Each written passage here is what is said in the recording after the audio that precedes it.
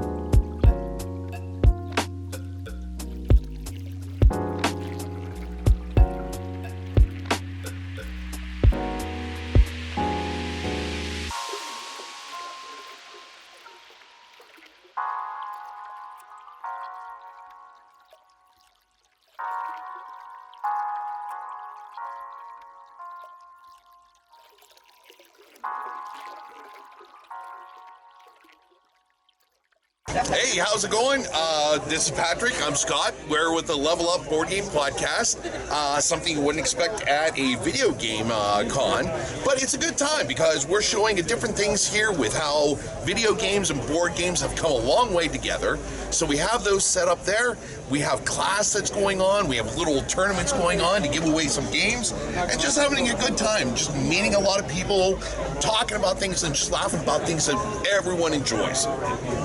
I got nothing. Oh, okay. Get